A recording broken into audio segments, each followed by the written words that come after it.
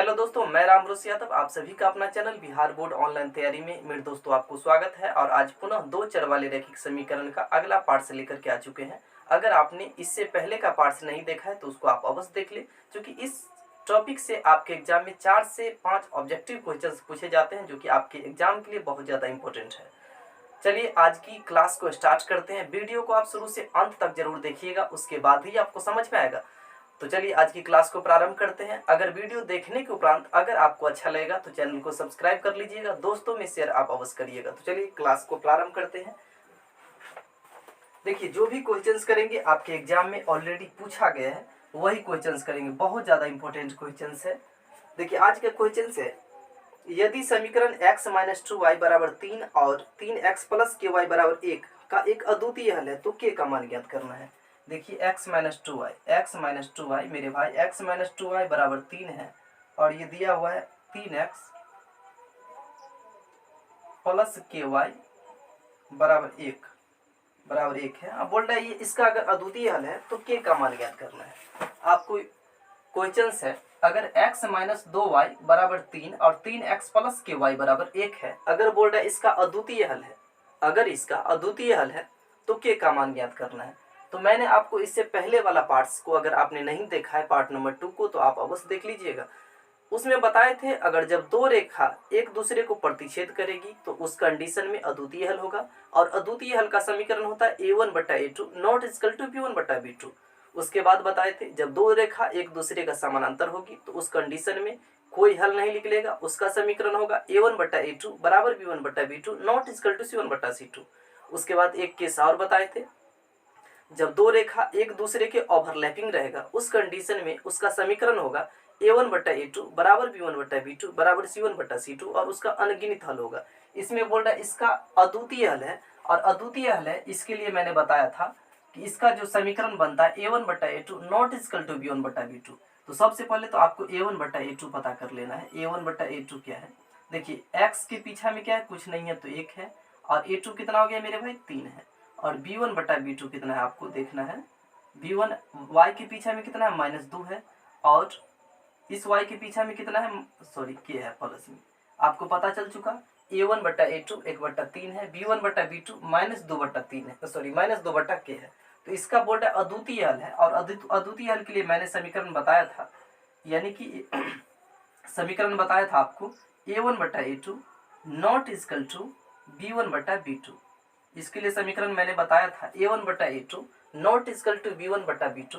अब इस समीकरण पर इसको सेट करना है। तो देखिए a1/a2 का मान कितना है 1/3 है, और नॉट इजकल टू b1/b2 का मान कितना है -2/k है। अब उसको क्रॉस गुना कीजिए, k को अगर आप 1 से गुना कीजिएगा तो k ही होगा बराबर नॉट इजकल टू, और 3 को अगर -2 से गुना कीजिएगा तो -6 होगा। तो यानी कि k का मान आपको कितना निकल करके आ रहा है, यानी कि k नॉट इजकल टू -6 आया, जो कि आपका ऑप्शन नंबर बी है। मैं आशा यही करता हूं कि आपको समझ में आया होगा। चलिए अगला क्वेश्चन आज का, जो भी क्वेश्चन है आपके एग्जाम में पूछा गया है, अगर प्रत्येक क्वेश्चन को स्टेप बाय स्टेप एक एक करते हैं तो आपसे एक भी क्वेश्चन मिस नहीं हो पाएगा।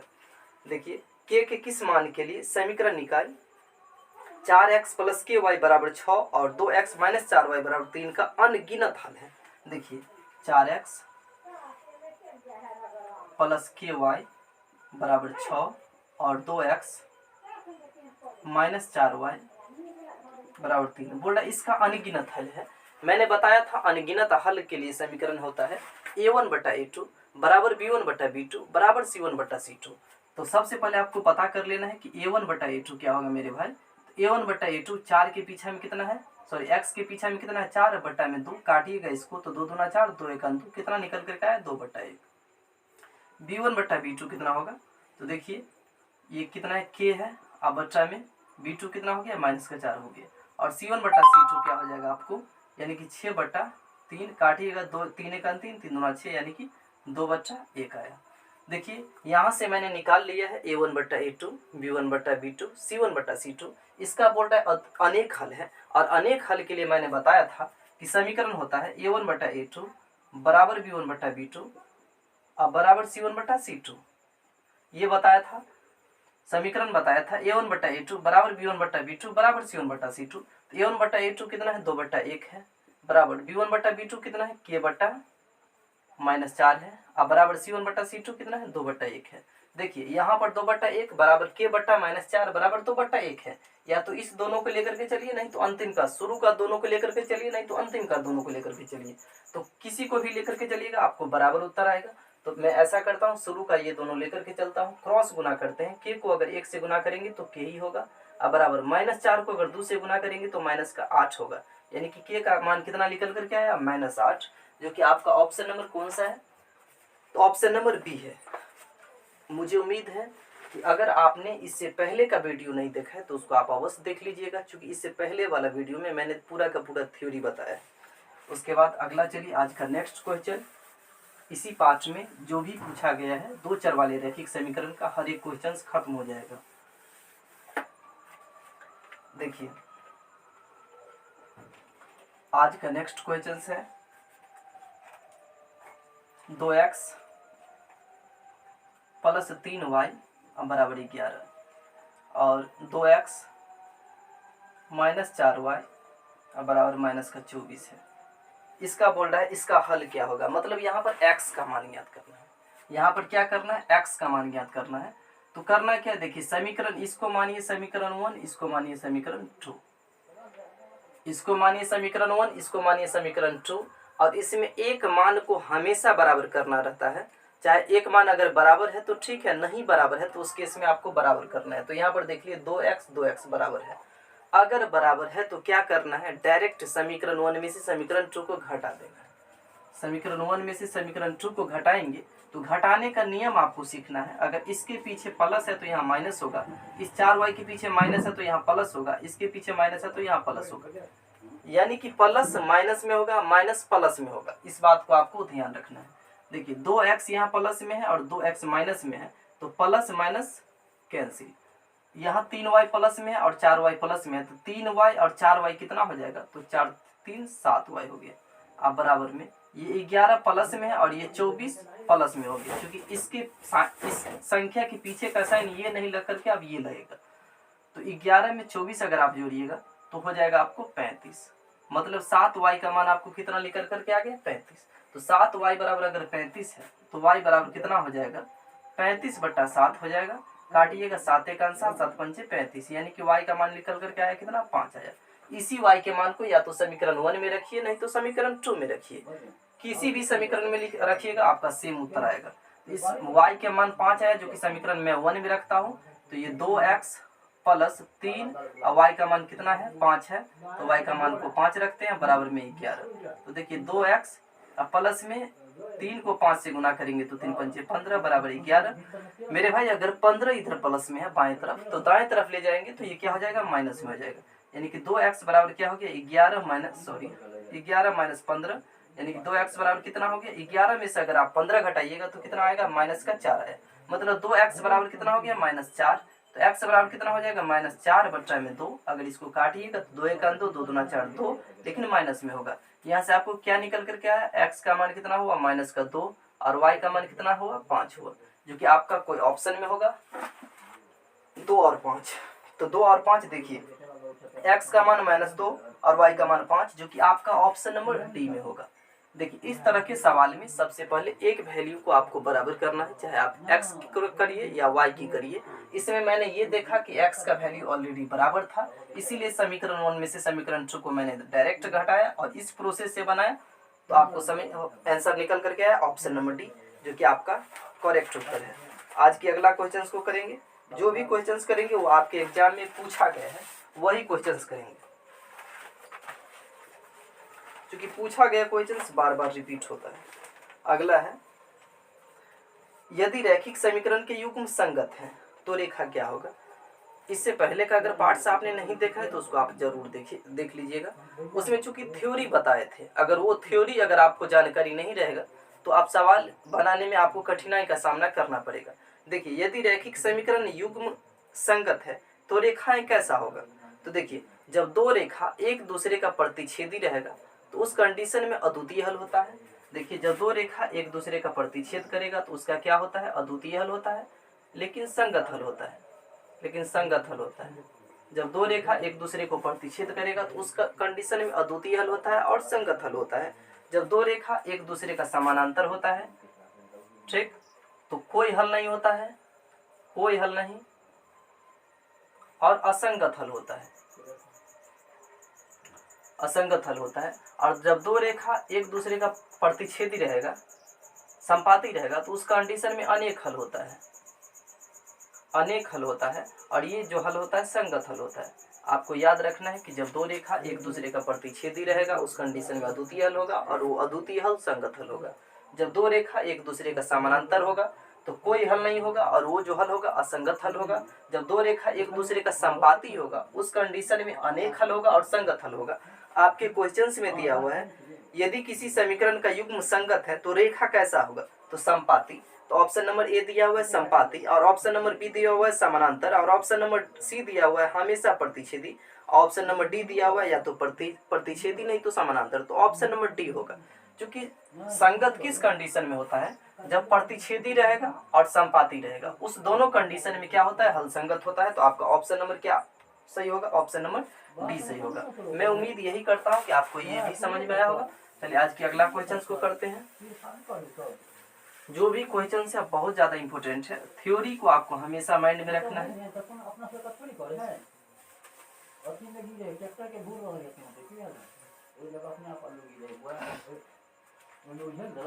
देखिए आज की अगला क्वेश्चन करते हैं, बहुत ज्यादा इंपॉर्टेंट है। के किस मान के लिए समीकरण निकाय 3x - y बराबर -8 और 6x - ky बराबर -16 संपाती रेखाओं को प्रदर्शित करता है। इसमें के का मान ज्ञात करना है। समीकरण आप लिख लीजिए, यानी कि 3x - y बराबर -8 और ये 6x और -ky बराबर -16 संपाती रेखाओं को प्रदर्शित करता है। ये जो दिखा रहा है, ये जो समीकरण मेरे भाई दिखा रहा है, ये संपाती रेखा को दर्शाता है। ये जो दोनों रेखा दिखा रहा है ये किस रेखा को दर्शाता है, संपाती रेखा को दर्शाता है। तो उस कंडीशन में आपको के का मान ज्ञात करना है। आपको मैंने बताया था संपाती रेखा के लिए समीकरण क्या होता है। तो संपाती रेखा के लिए मैंने बताया था समीकरण a1/a2 बराबर b1/b2 बराबर c1/c2 हम बताए थे, मैंने बताया था इससे पहले का थ्योरी में। संपाती रेखा के लिए समीकरण होता है a1/a2 बराबर b1/b2 बराबर c1/c2। अब इसको आपको सेट करना है, आखिर a1/a2 है कितना। तो देखिए a1 3 और a2 कितना हो गया 6, काटिएगा 3 का 3 3 दूना 6, यानी कि आपको आ जाएगा 1/2। b1/b2 आपको कितना आ रहा है, यहाँ पर देखिए b1 हो गया आपको, y के पीछे में कुछ नहीं है तो -1, और इस y के पीछे में क्या है तो -k से k कट गया तो कितना आया 1/k, और c1/c2 आपको कितना निकल करके आ रहा है तो -8 अब बट्टा में -16, माइनस से माइनस कट गया तो 8 1 8 8 2 16, यानी कि 1/2। यहाँ पर देखिए संपाती रेखा के केस में समीकरण होता है a1/a2 बराबर b1/b2 बराबर c1/c2, लेकिन मैंने a1/a2 b1/b2 c1/c2 निकाल लिया, और इसको इस समीकरण पर सेट करना है। a1/a2 कितना है 1/2 है, बराबर b1/b2 1/k है, बराबर c1/c2 कितना है 1/2 है। देखिए या तो शुरू का दोनों मान को लेकर के चलिए, नहीं तो अंतिम का दोनों मान को लेकर के चलिए, यहाँ से k का मान आपको आ जाएगा। तो मैं शुरू का दो मान को लेकर के चलता हूँ, जैसे कि 1/2 बराबर 1/k को, या आप अंतिम का दो मान को लेकर के चलिए, किसी भी मान को आप लेकर के चलिएगा, आंसर आपका सेम आएगा। तो देखिए शुरू के दो मान को अगर हम लेंगे, k को अगर 1 से गुना करेंगे तो k ही होगा, अब बराबर 2 को 1 से गुना करेंगे तो 2 ही होगा, यानी कि आपका आंसर कितना निकल कर के आया 2 आया, जो कि आपका कौन सा ऑप्शन में, ऑप्शन नंबर ए आंसर है, ऑप्शन नंबर ए। आपको थ्योरी को हमेशा अपने माइंड में रीड करके रखना है, उसके बाद क्वेश्चंस ऑटोमेटिक बनना तय है, क्योंकि प्रत्येक क्वेश्चंस जितना भी क्वेश्चंस है आपका थ्योरी पर बेस है। आज का अगला क्वेश्चन देखिए, क्वेश्चन है समीकरण निकाय 6x - 2y + 9 बराबर 0 और 3x - y + 12 बराबर 0 के दो आलेख रेखाएं हैं, कि आलेख दो रेखाएं हैं, तो क्या होगा। देखिए पहला आज का नेक्स्ट क्वेश्चन बहुत ज़्यादा इंपॉर्टेंट, क्योंकि आपका एग्जाम में पूछा गया है। 6x - 2y + 9 = 0, और आगे है 3x - y + 12 बराबर 0। के दो आलेख रेखाएं हैं, तो ये आलेख कैसा होगा? आपका बोल रहा है कि इसका दो आलेख है, दो समीकरण है, तो इसका आलेख कैसा होगा? संपाती होगा कि समानांतर होगा कि क्या बोलते हैं प्रतिच्छेदी होगा? तो आपको चेक करना है कि a1/a2 b1/b2 c1/c2 क्या निकल करके आता है। तो देखिए a1/a2 अगर आप निकालिएगा तो a1 कितना है 6 है और a2 कितना है 3 है, काटिएगा 3 का 3 3 दूना 6 यानी कि 2/1 है। b1/b2 की निकालिएगा आप तो कितना हो रहा है? b1 कितना है -2 है और b2 कितना है, y के पीछे में कुछ नहीं तो 1 है तो -1 काटिएगा तो कितना आ रहा है 2/1। c1/c2 कितना निकल करके आ रहा है? तो देखिए 9 और बट्टा में 12, 3 तिया 9 और 3 चौका 12 यानी कि 3/4 है। देखिए इस आलेख के लिए a1/a2 ये आया, b1/b2 ये आया, c1/c2 ये आया। इसमें आपको आलेख को चेक करना है कि समानांतर होगा कि संपाती होगा कि प्रतिच्छेदी होगा। तो देखिए a1/a2 बराबर b1/b2 हो रहा है, चूंकि a1/a2 के बराबर b1/b2 हो रहा है, चूंकि इसलिए बराबर हो रहा है क्योंकि a1/a2 का मान 2/1 है और b1/b2 का मान 2/1 है, यानी कि ये दोनों आपस में बराबर है। लेकिन c1/c2 3/4 है, यानी कि c1/c2 ये बराबर नहीं है, यानी कि c1/c2 बराबर नहीं है। शुरू का दोनों समीकरण बराबर है और अंतिम वाला बराबर नहीं है। मैंने बताया था कि अगर a1/a2 बराबर b1/b2 not equal to c1/c2 होगा, इसका मतलब होगा इसका कोई हल नहीं होगा। और कोई हल किस कंडीशन में नहीं होता है? जब दो रेखा एक दूसरे का समानांतर होता है। जब दो रेखा एक दूसरे का समानांतर होगा उस कंडीशन में कोई हल नहीं होगा, यानी कि दोनों रेखा क्या होगा? दोनों रेखाएं समांतर, दोनों रेखाएं एक दूसरे का समांतर होगा, उस कंडीशन में कोई हल नहीं निकलेगा। लेकिन अगर इसी में समीकरण निकल करके आता a1/a2 not equal to b1/b2 होता तो दोनों रेखा एक दूसरे का प्रतिच्छेद करता, उस कंडीशन में आपका अद्वितीय हल निकलता। लेकिन अगर इसी में आता a1/a2 बराबर b1/b2 बराबर c1/c2 आता तो दो रेखा एक दूसरे को का प्रतिच्छेद करता और उस कंडीशन में अनेक हल निकलता। लेकिन यहाँ पर a1/a2 बराबर b1/b2 not equal to c1/c2 है, यानी कि दोनों रेखा एक दूसरे का समानांतर है और उस कंडीशन में कोई हल नहीं होगा, यानी कि आपका क्या है? यानी कि संपाती है, नहीं है, समानांतर है, यानी कि ऑप्शन नंबर बी आपका सही है। उसके बाद अगला क्वेश्चन करते हैं। ये भी जितना भी कर रहे हैं सभी का सभी आपके ऑलरेडी एग्जाम में पूछे गए हैं।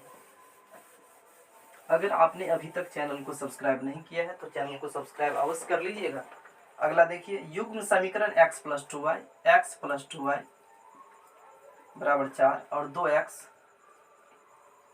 + 4y बराबर 8 का हल होगा। बोल रहा है इसका क्या गो हल होगा? एक हल होगा कि अनेक हल होगा? कितना हल होगा? इसका कहने का सेंस ये हुआ, इसका एक हल होगा कि अनेक हल होगा कि क्या गो हल होगा? इस क्वेश्चन का पूछ रहा है क्या गो हल होगा। तो आपको चेक करना है a1/a2 b1/b2 c1/c2 को चेक करना है। तो देखिए a1/a2 कितना है? तो x के पीछे में क्या है? कुछ नहीं है तो 1 है और a2 कितना हो गया? 2 हो गया। b1/b2 आपका कितना है? तो चेक करिए, b1 के पीछे में कितना है? ये 2 है और बच्चा में b2 कितना हो गया आपको? 4 है। काटिएगा 2 × 1 2 2 दूना 4, इसका भी निकल कर क्या? 1/2 और c1/c2 कितना है?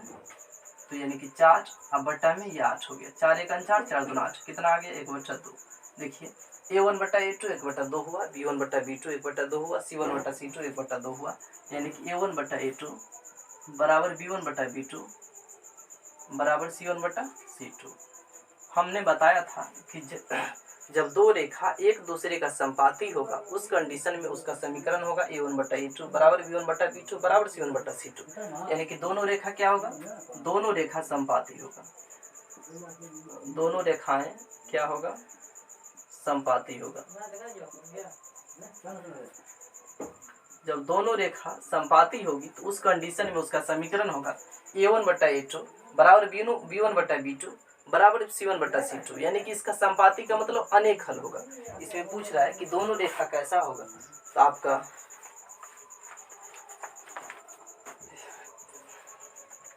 बोल रहा है संपाती होगा। अब बोल रहा है इसका क्या गो हल निकलेगा? तो इसका क्या गो हल निकलेगा? तो जब ये संपाती होगा तो इसका क्या गो हल निकलेगा? अनेक हल निकलेगा।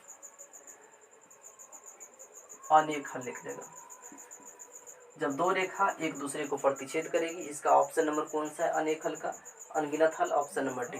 जब दो रेखा एक दूसरे को प्रतिच्छेद करेगी उसका समीकरण होगा a1/a2 not equal to b1/b2, उसका एक हल निकलेगा। जब दो रेखा एक दूसरे के समानांतर होगा तो उसका कोई हल नहीं निकलेगा। उसका समीकरण होगा a1/a2 बराबर b1/b2 not equal to c1/c2।